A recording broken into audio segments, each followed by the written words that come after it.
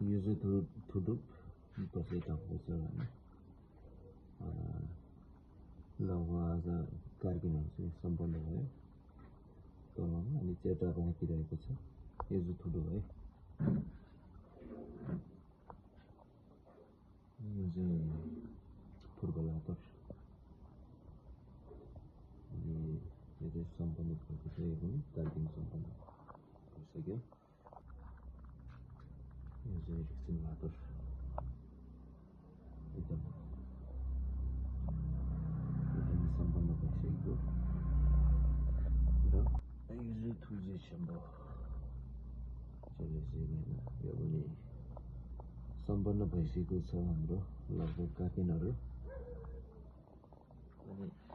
अनि यसमा चाहिँ अलिकति बाँकी रह्यो आज चाहिँ कलर गर्न बाँकी रहेको छ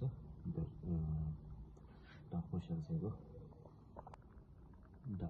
पनि लगभग सम्पन्न भइसकेको छ र यसको चाहिँ अब छल अनि सफाहरू गोहरू चाहिँ राख्न बाँकी छ अनि यहाँ चाहिँ अब भोलिको लागि चेटाहरू भोलि अब चेटाको लागि होइन तयारीमा छ यहाँ रङसँग लगाएर होइन फिलिपको टल्काएर आएछ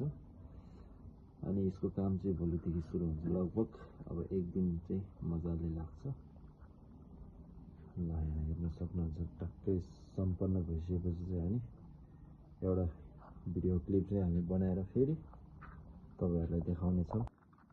अनि यो चारहरू लातर चाहिँ त्यो ठाउँमा राखेको छ अहिले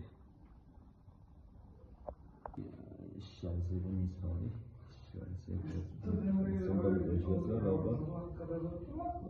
अब यहाँ ओमको अझ तर्माहरू चाहिँ सबै तर्माहरू चाहिँ यहाँभित्र ल्याइसकेको छ हामीले